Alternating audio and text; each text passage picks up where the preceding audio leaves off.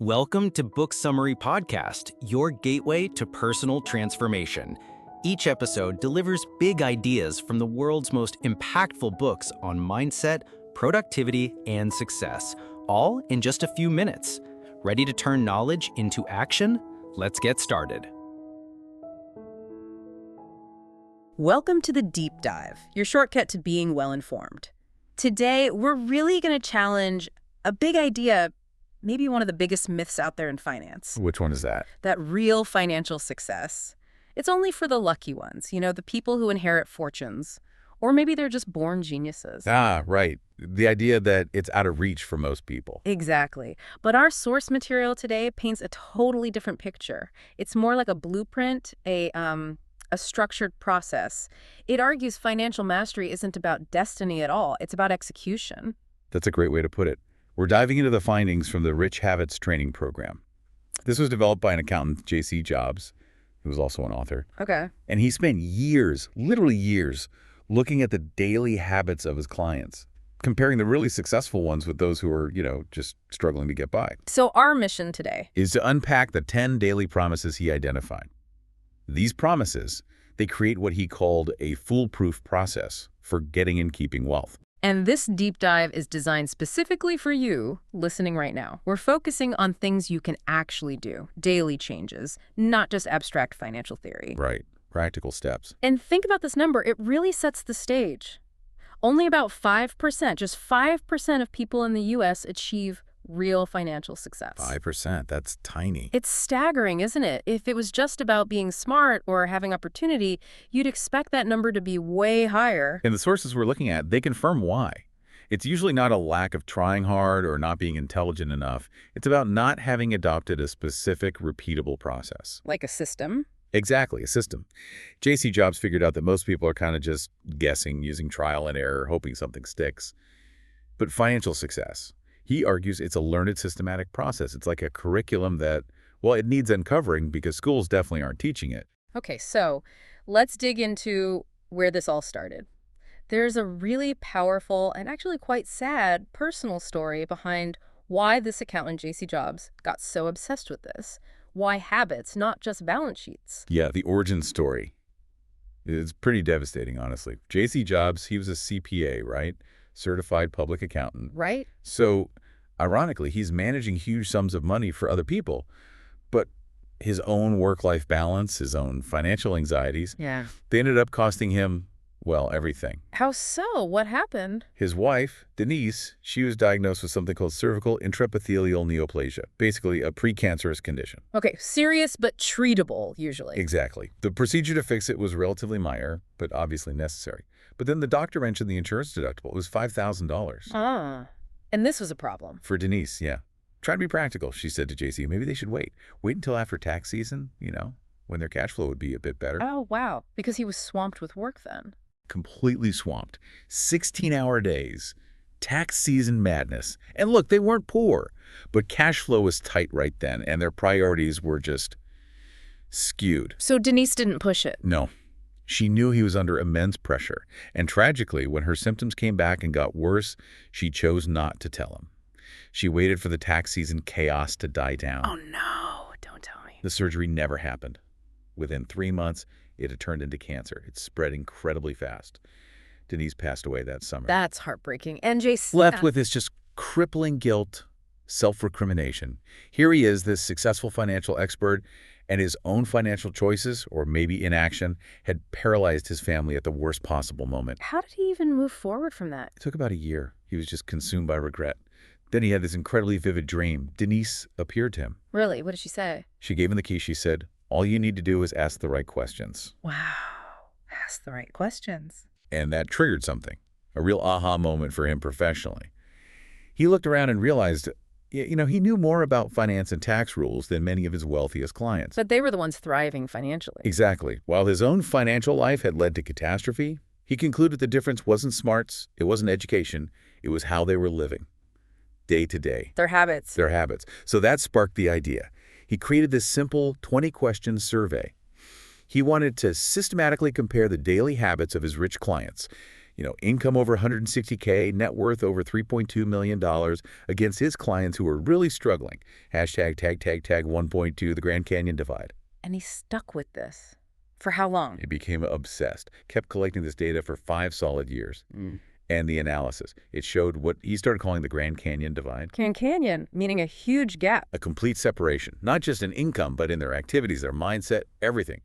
It went way beyond the money. Was there one question that really highlighted this divide? Yeah, there was.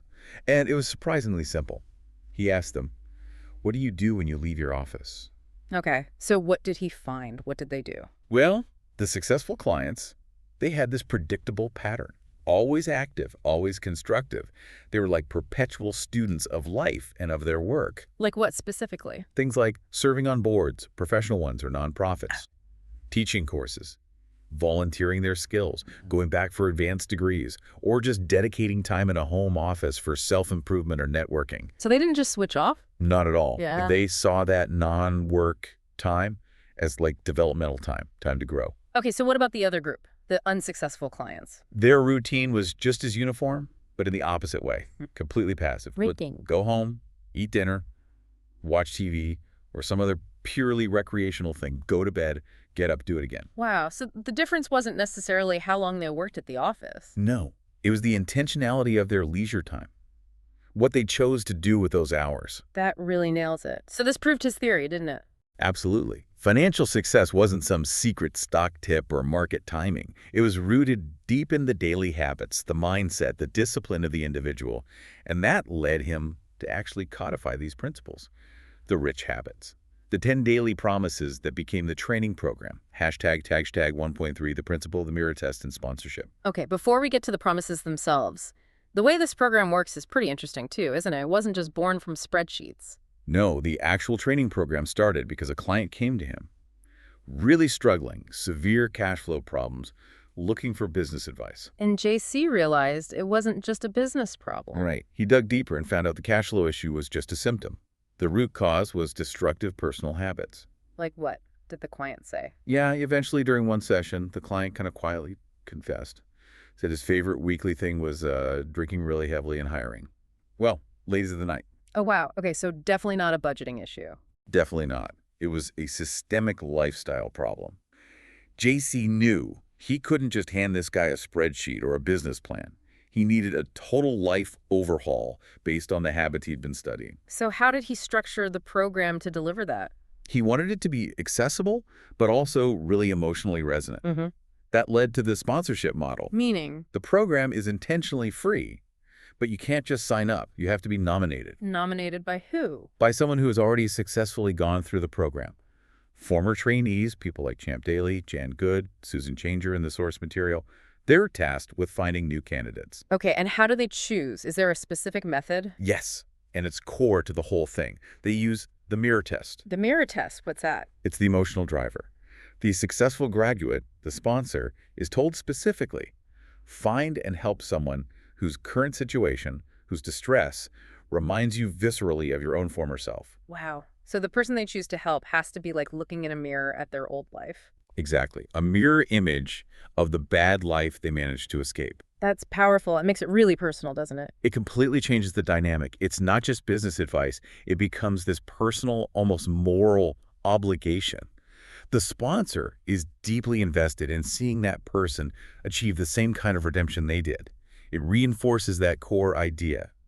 Real success means paying it forward, helping someone else climb out too. Okay, so we have this unique program structure, but a big hurdle for people stuck in that unsuccessful cycle must be the feeling that they're just unlucky, right? How did JC tackle that? Yeah, that's a huge mental block. He had to address it head on. He acknowledged, look, successful people do need some good fortune. You can't deny that. Yeah. But crucially, they systematically generate a lot of that fortune themselves.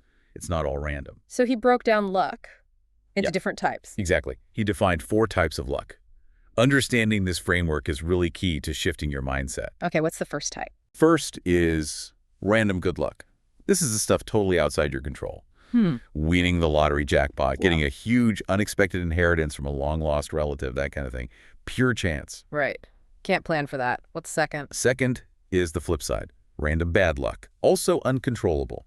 Getting diagnosed with a serious unexpected illness, a natural disaster hitting your home, a freak accident, things you just cannot prevent. Yeah. Exogenous factors, as they say. Okay, random good, random bad, uncontrollable. What are the others? These must be the ones we can influence. Precisely. The third type is opportunity luck. This is the good luck that isn't really luck at all. It's the inevitable result, the earned byproduct of sticking to consistent, constructive daily habits. It's that saying, right? Luck is where preparation meets opportunity. That's exactly it. The source uses a great metaphor, an apple orchard.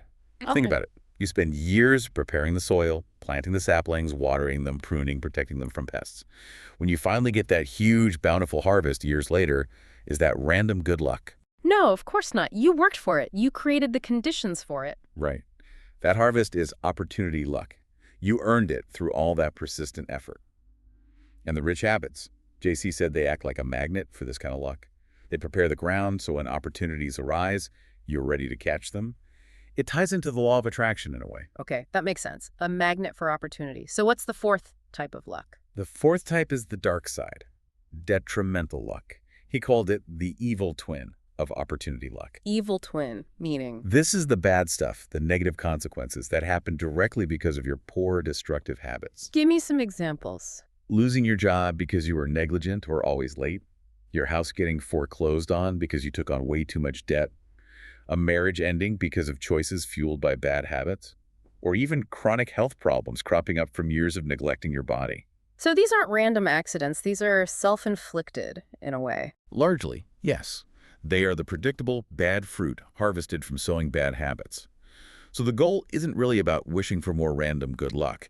It's about systematically stamping out detrimental luck and maximizing opportunity luck. And how do you do that? Through disciplined, daily process control. Which brings us right to the very first habit, the foundation. Exactly. Rich habit promise number 1 is the absolute bedrock of the whole system. It's simple but profound. I will form good daily habits and follow these good daily habits every day. Every single day. That's the commitment. Yes. He found successful people are practically slaves to their good daily habits. They have tons of positive routines and very few negative ones. Unsuccessful people, it's the complete opposite. They are enslaved by their bad habits, the ones that constantly undermine their future. So the first step has to be figuring out what your bad habits actually are. Absolutely. And this requires some brutal honesty. Deep self-assessment. You have to get past your ego, look yourself in the mirror, and really identify where you're falling short day after day. Okay, but just knowing your bad habits isn't enough to change them, right? How do you turn that awareness into action? Right. Awareness is step 1. Action is step 2. J.C. Jobs created a specific technique for this. The inversion technique. The inversion technique. How does that work? It's a really practical cognitive exercise. You grab a piece of paper, draw a line down the middle, 2 columns. Okay. Column 1. This is where you list, honestly, your current destructive bad daily habits. Everything you know holds you back. And column 2. For every single bad habit you list in column 1, you have to invert it. You have to turn it into a positive, specific, actionable task in column 2.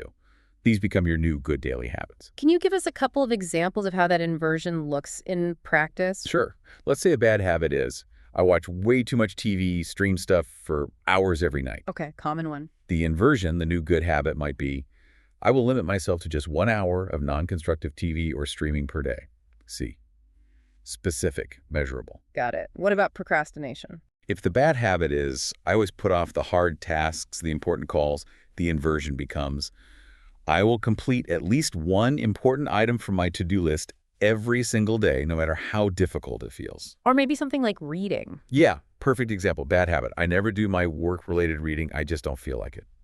New good habit. I will read 30 minutes of professional or industry material every day. That seems doable on paper, but making it stick for, say, a month, that's the challenge. Is there an accountability piece built in? Absolutely crucial. Accountability is woven right into it.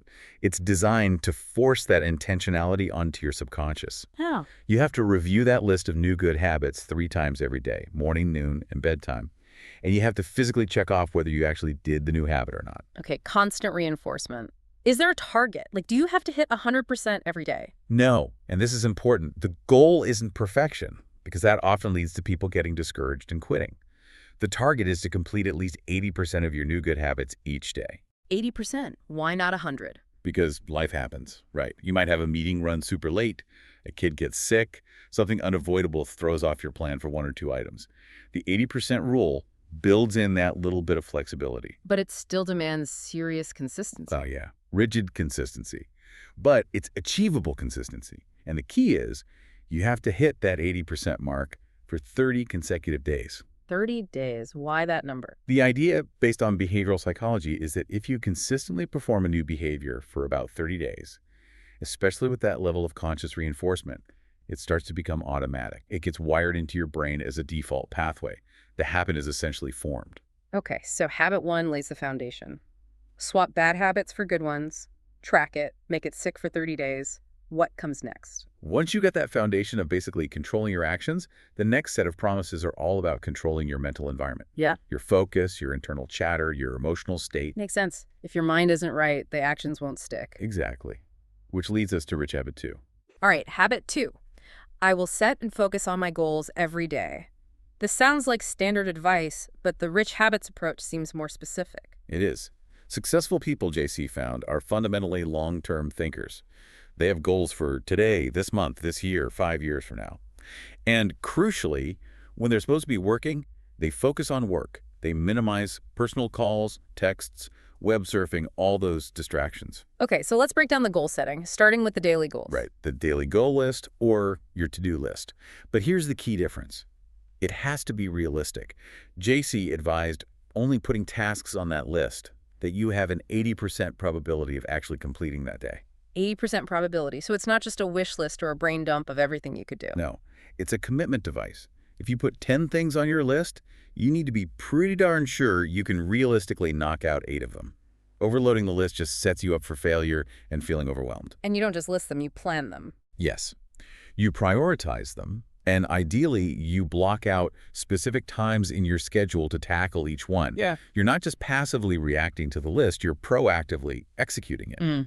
And hitting that 8 out of 10 or whatever your 80% is, day after day, builds incredible momentum and self-belief. Okay, daily goals make sense. How does that connect to bigger goals? It feeds directly into the monthly goals. This is where you take your bigger objectives for the month and break them down into specific measurable activities. It's like reverse engineering success. Can you give that insurance salesman example again? Let's say the monthly goal is write 5 new policies. How does that become daily actions? You work backwards. Yeah. Okay, to get 5 policies, maybe the salesman figures he needs, say, 10 really good prospect meetings each week. Right. And to get those 10 meetings, based on his past experience, he knows he needs to make about 10 focused outreach calls every single day. I see. So his daily goal list doesn't just say sell insurance. It says make 10 focused prospect calls between 9 a.m. and 11 a.m. today. It becomes concrete, trackable, and within his control. He knows if he makes those calls, he's on track for the meetings, which leads to the policies. That takes the guesswork out of it. Then there are the really big goals, right? The long-term vision. Yes, the long-term goals. This is where the vision board idea comes in, or just keeping a clear mental picture. These are the broad, far-reaching things you're aiming for. Owning that dream house, starting your own business, achieving a certain net worth target, retiring somewhere specific. And just having the goal isn't enough. You have to visualize it. Visualization is critical. The source material brings up Jim Carrey, the actor. Yeah. What about him? Well, long before he hit it big when he was still struggling, he famously wrote himself a check. For how much? For $20 million.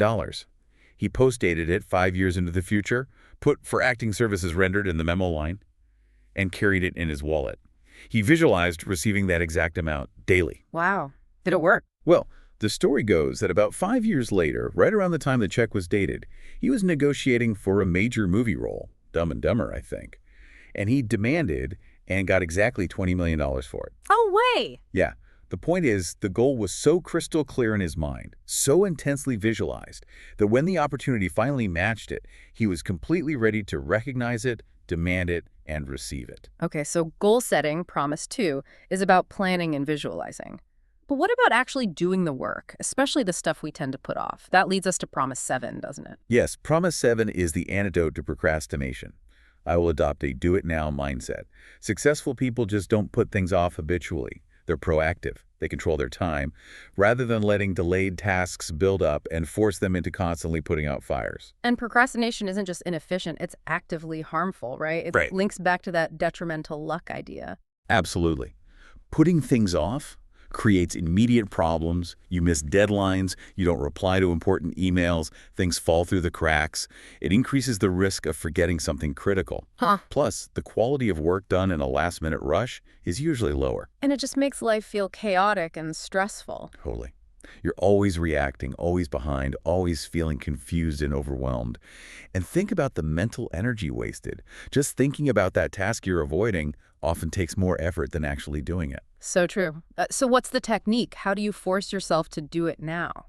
The technique itself is incredibly simple, but it requires real conscious effort, especially at first. Whenever that thought pops in your head, oh, I'll do that later, I don't feel like it now, let me just check my phone first. Any thought of delay, Yeah. you have to immediately interrupt it by saying, either in your head or even out loud, do it now. Just saying the words. Just saying the words, Yeah. but you have to mean it, and you have to act on it immediately. How often do you need to do this? Once or twice? J.C. Jobs was emphatic about this. He said you might need to repeat that phrase 100 times a day when you're starting out. Seriously. 100 times? That sounds exhausting. It is, initially. But think of it like building a muscle. Each repetition is strengthening the action pathway in your brain and weakening the deferral pathway. It's a neurological override. You're forcing your executive function, the decision-making part of your brain, to engage right now, cutting off that emotional impulse to avoid the task. And eventually, it gets easier. Yes. Once you actually start engaging with the task, the urge to procrastinate usually vanishes pretty quickly. And then you get that immediate hit of relief and accomplishment, which reinforces the do-it-now behavior for next time. Right. You start to crave that feeling of control. Okay, so we have habit formation, goal setting, and taking immediate action. The next piece, habit 8, is about managing your overall mental state. I will engage in rich thinking every day.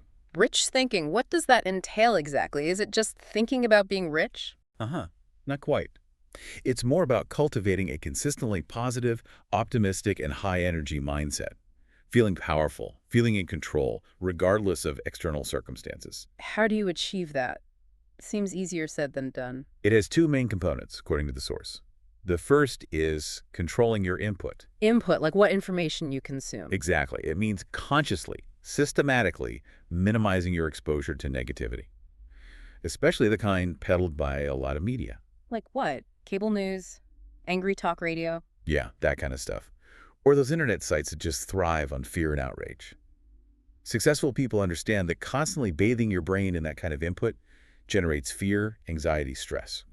It literally drains the mental and emotional energy you need to be productive and optimistic. So they actively choose different inputs. Yes, they choose constructive content, uplifting stuff, educational material, things that build them up rather than tear them down or make them anxious. Okay, control the input. Yeah. What's the second component of rich thinking? Controlling the output, primarily through positive affirmations.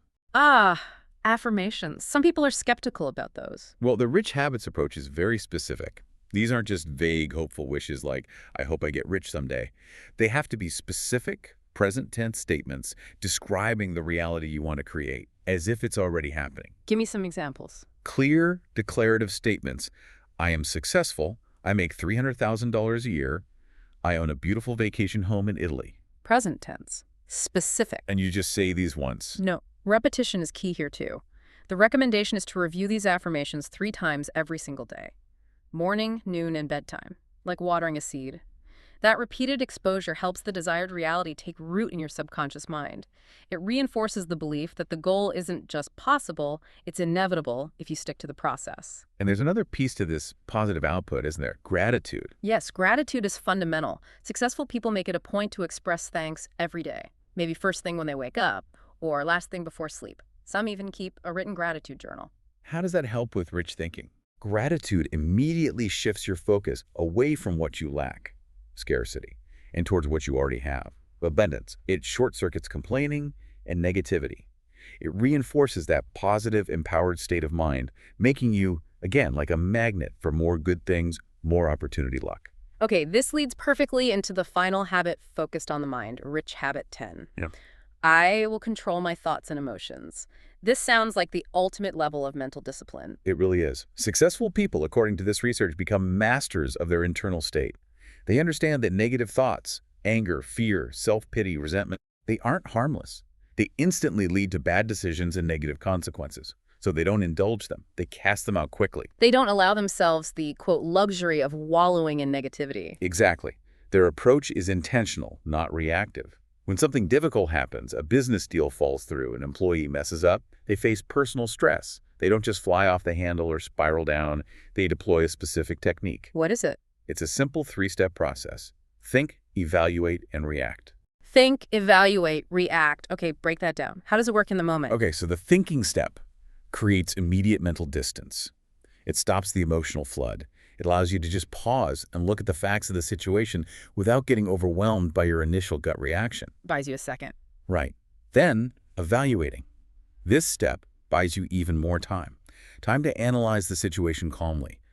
What are the possible responses? What are the likely consequences of each response, both short-term and long-term? What's the smartest course of action? Not just the one that feels satisfying right now. Considering the long game. Always. And only then comes the final step, reacting. But now, the reaction isn't impulsive or emotional. It's a chosen response.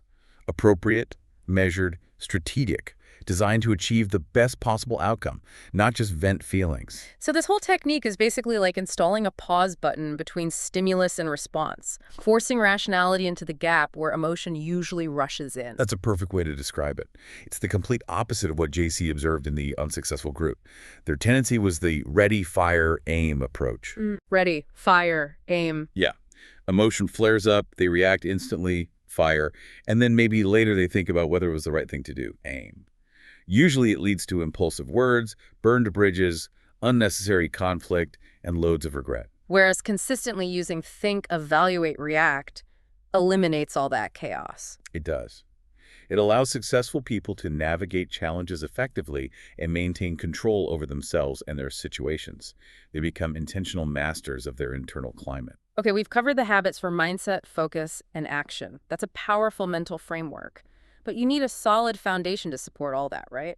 The next promises seem to focus on building that foundation. Exactly. These next 5 habits are about the physical, intellectual, and financial structures that sustain everything else, starting with rich habit 3. All right, habit 3.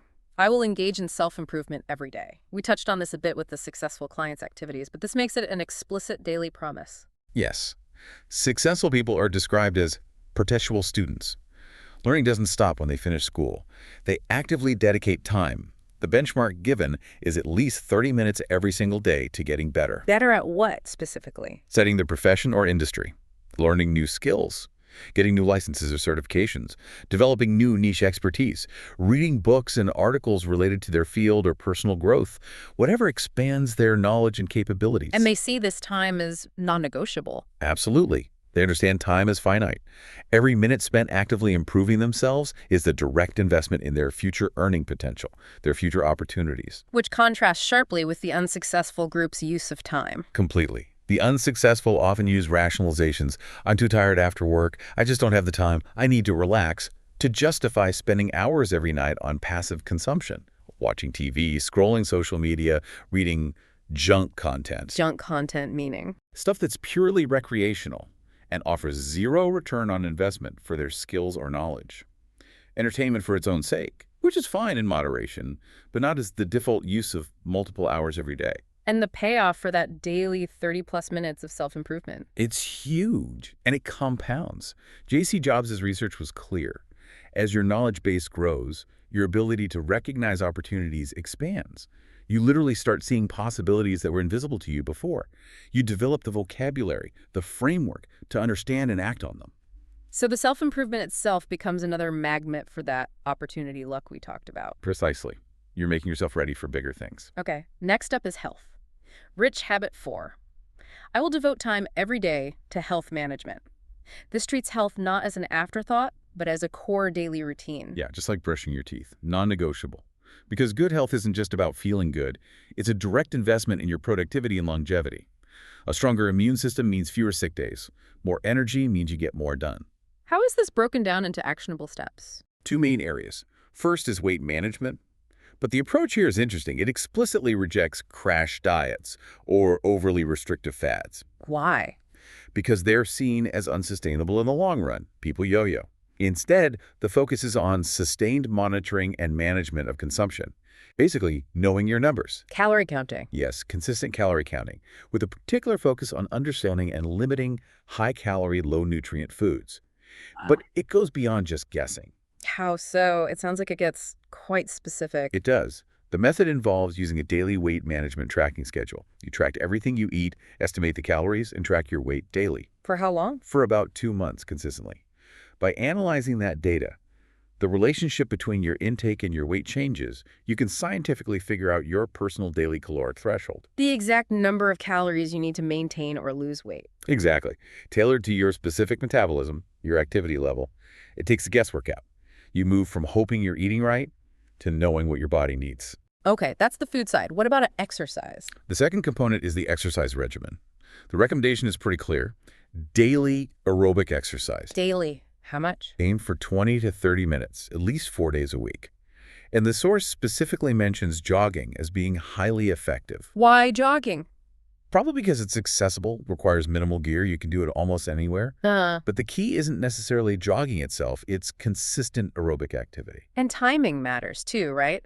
When do successful people tend to exercise? Morning is highly preferred. Why the morning? It's a protective strategy. Get it done before the chaos of the day hits, before meetings run late, before you feel tired, before other demands give you an excuse to skip it. Prioritize it, get it out of the way. Ensures consistency. All right, let's jump to Rich Habit 6 because it feels connected to this idea of sustainability. I will live in a state of moderation. What does that mean in practice? It means exactly what it sounds like, living a balanced life, no extremes, avoiding excesses in any area. Like what kind of excesses? Wild emotional swings, obsessions, addictions, whether it's substances, gambling, even workaholism to the point of burnout. Financial extravagance is a big one too. So moderation creates stability. Yes, both internally and externally. Successful people, JC found, tend to be pretty even-tempered. They don't have huge highs and crushing lows. This makes them reliable, predictable. It puts colleagues, family, friends at ease. And they apply this moderation across the board. Generally, yes. Moderating work hours to avoid burnout. Moderating eating habits, not just calories, but avoiding binges. Moderating alcohol intake. Even moderating things like internet use or TV time. It's about balance, avoiding the chaos that extremes always bring. Now, you mentioned financial extravagance. This seems counterintuitive to many people's image of success, doesn't it? We picture rich people with mansions and fancy cars. Right. That's the image the media often pushes. But the source material here directly contradicts that. It actively dispels the extravagance myth. How so? It finds that the actual possessions of most genuinely successful self-made people, their homes, their cars, their spending habits, are typically not extravagant. They're often quite modest relative to their wealth. Can you give that Warren Buffett example again? Yeah, Buffett is the classic case. Multi-billionaire, right? Yet he still lives in the same relatively modest house in Omaha he bought over 50 years ago. Flies commercial airlines most of the time, drives himself to work in a sensible car. His lifestyle is deliberately, intentionally moderate. Why?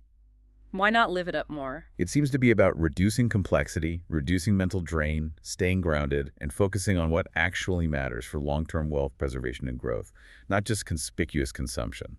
But hold on, couldn't you argue that Buffett's level of frugality is itself an extreme, given his wealth? Isn't that a contradiction? That's a really sharp point.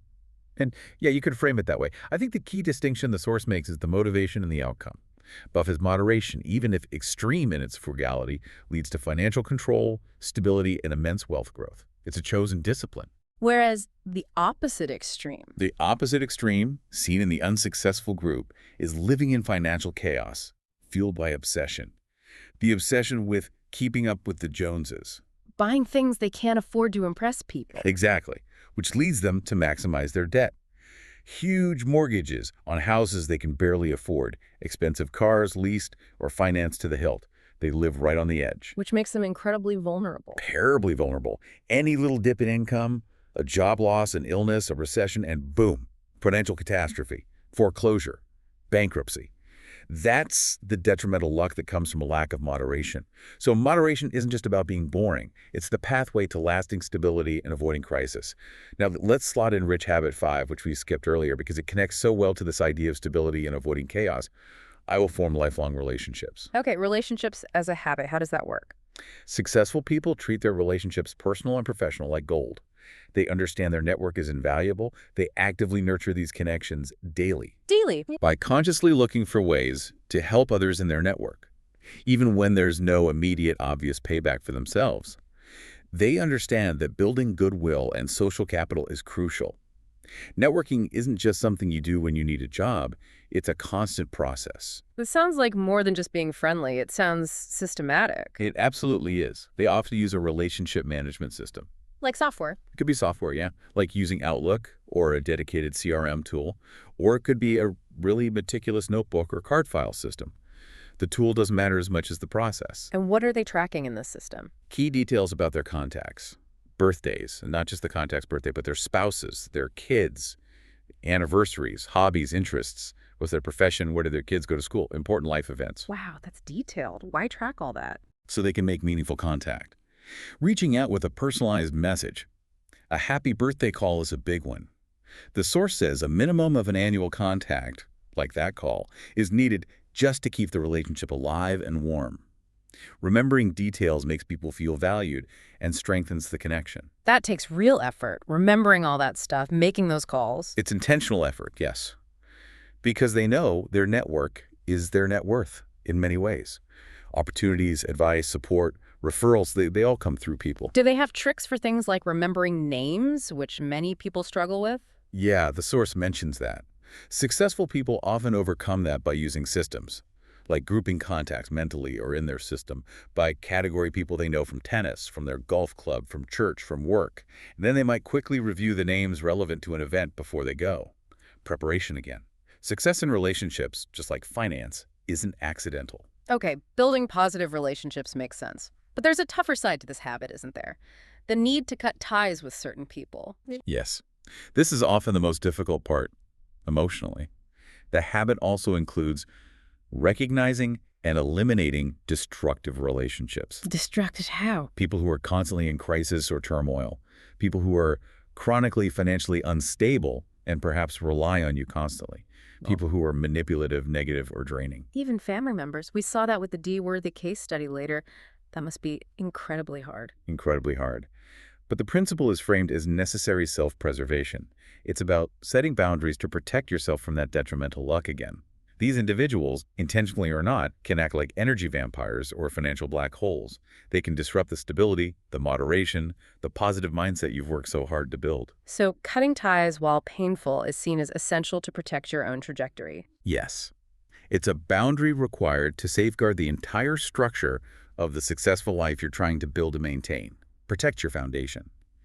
And that foundation absolutely requires financial stability. Which brings us to the cornerstone of the financial habits. Rich Habit 9. I will save 10% of my gross income every paycheck. 10% of the gross, not the net. And every paycheck. This is the famous pay yourself first rule. It is, and the sequence is critical. You set aside that 10%, put it into savings, investments, retirement accounts, whatever vehicle you choose before you pay a single bill, before the money even really lands in your main spending account. It has to be automatic, non-negotiable, like a tax you pay to your future self. Exactly. It forces savings. And this financial discipline doesn't happen in a vacuum. Successful people pair it with smart decision-making. They monitor their overall net worth, they understand where their money is going, and crucially, they use qualified professionals. Like who? Financial advisors. Yes, but the source material places a special emphasis on one role. The certified public accountant, the CPA. They are consistently cited as the most trusted advisor. Interesting. Why the CPA specifically, more so than maybe a certified financial planner, CFP, or an attorney? It seems the CPA is viewed as the primary gatekeeper for financial health, risk management, and compliance. They're the ones ensuring you're maximizing tax efficiency, operating legally, minimizing penalties.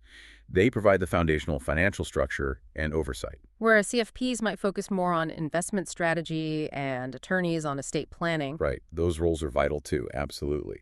But the CPA often has the most continuous, holistic view of your current financial operations, your cash flow, your tax liabilities. They help build and protect the secure base. Okay, so that's the successful approach. What about the unsuccessful group? How do they mess up this fundamental step? They do the exact opposite. They pay themselves last. If there's anything left over after all the bills and spending, maybe they save a little. Usually there isn't. So they live paycheck to paycheck. Perpetually. often carrying huge amounts of consumer debt, credit cards maxed out, maybe tapping home equity for vacations or cars, not for investment. And they use rationalizations. Like what? The big one is, I just cannot afford to save 10% right now. It's impossible. They don't see it as non-negotiable. They see it as optional, something for later when they make more money. And tragically, what's their retirement plan often? It's grimly funny if it weren't so sad. For many in this group, according to the research, their actual functional retirement plan is winning the lottery. Seriously. Seriously. Yeah. They're counting on random good luck instead of building their own security. That 10% rule, implemented automatically, is the immediate antidote to that kind of financial chaos and magical thinking. It's the key to building real security. Theory is one thing, practice is another. The real power of these habits comes alive when you see how they transformed actual people's lives. Let's look at those case studies, starting with Phoenix Upman, the insurance salesman. All right, Phoenix was really struggling. An insurance salesman, but not doing well. And his professional failure was bleeding into his home life. His absolute low point, the moment he knew something had to change, was realizing he couldn't even afford the tuition for his son to go to Brookline, the local community college. Wow. That feeling of failure as a parent must have been crushing. Devastating. Yeah. So he gets into the Rich Habits program. His transformation really pivoted on two key habits. Which ones were they? Habit 3, self-improvement, and habit 4, health management. Okay, how did he apply habit 3? He had this deep-seated hatred for professional reading. He just found it boring, a chore. But he committed, forced himself to read industry materials, sales strategy books for 45 minutes every single day.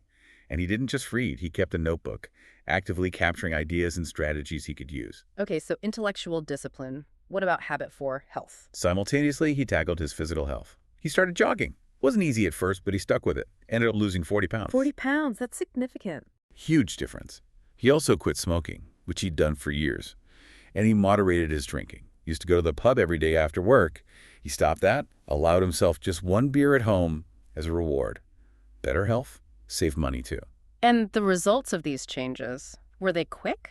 Almost immediate, according to the story. His energy levels soared, his focus sharpened, his appointments with potential clients actually doubled.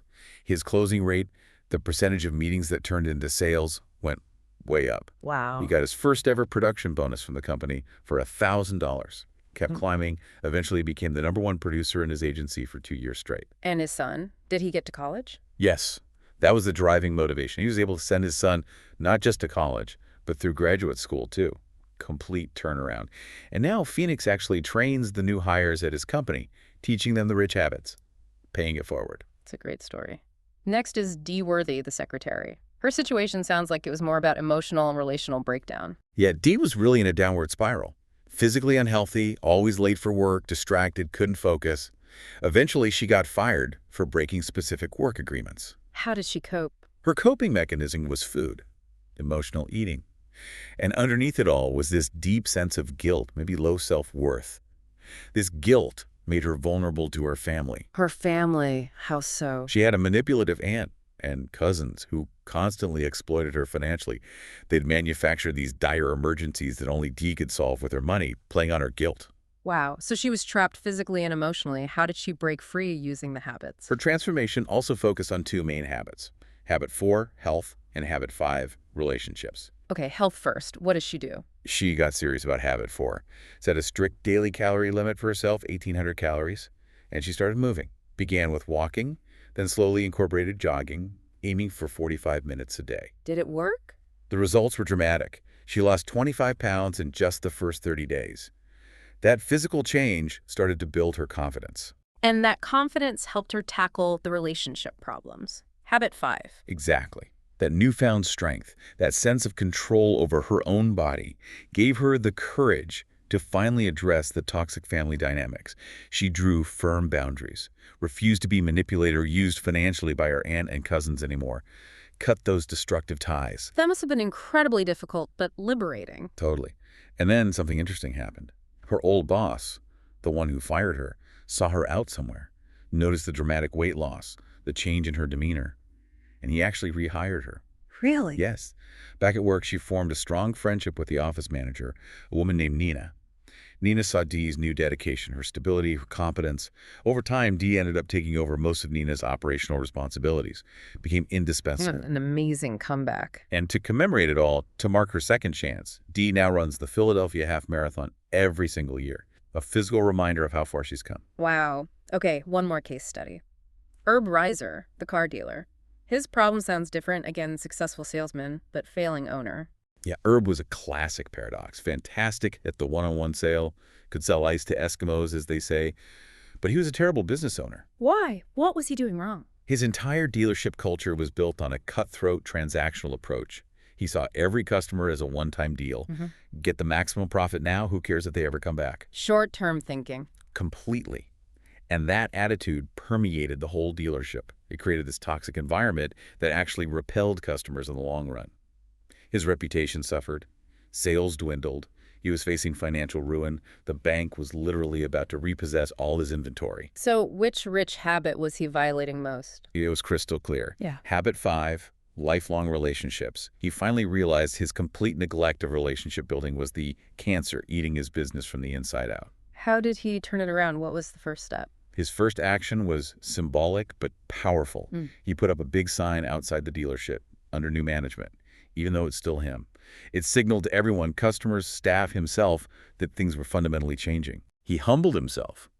He went back to his old boss, someone he respected who ran a successful dealership, and asked for advice, specifically on customer relationship management.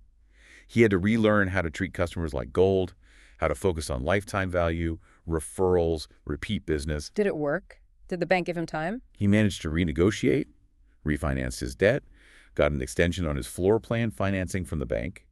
He implemented the new relationship-focused culture, slowly rebuilt trust, learned the systems for treating customers right. And the long-term outcome. Astonishing. He not only saved the dealership, but turned it around completely. Eventually became so successful he could self-finance his entire inventory, no bank needed, grew to be one of the largest car dealers in all of New England. Built on relationships this time. Entirely on relationship capital. And like Phoenix, Herb became a huge advocate for the program. He now volunteers as one of the top instructors for the J.C. Jobs Rich Habits Foundation. The source says he's personally trained nearly 10,000 people in these principles.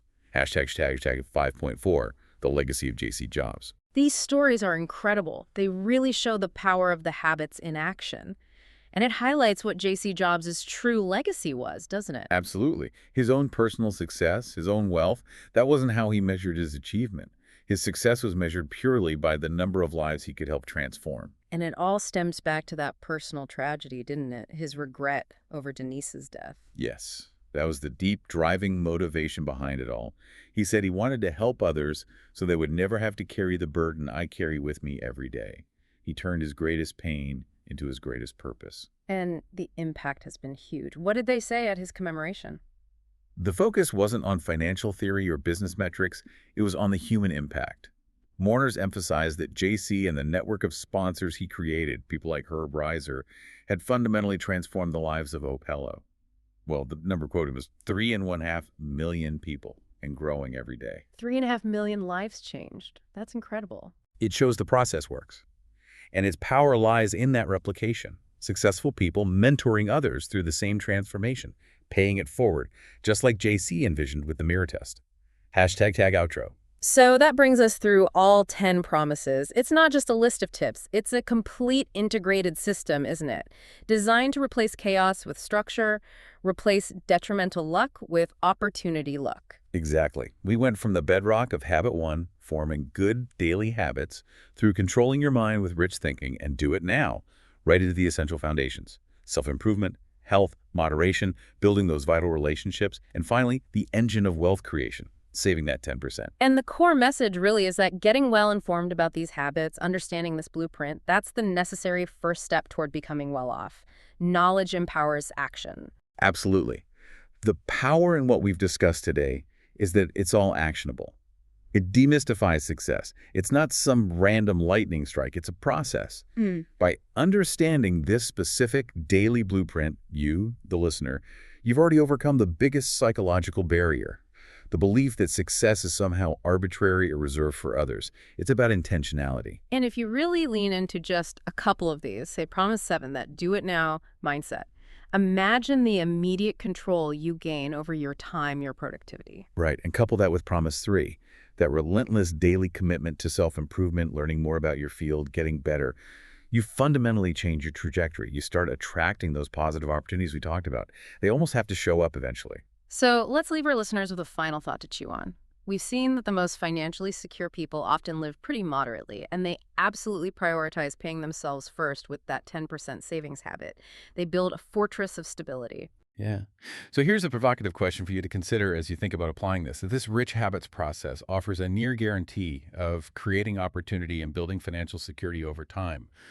What specific daily habit are you currently prioritizing? Maybe it's hours of passive TV or scrolling. Maybe it's chronic procrastination on important tasks. Maybe it's chasing status through debt. What habit are you clinging to right now that is secretly holding your own future hostage?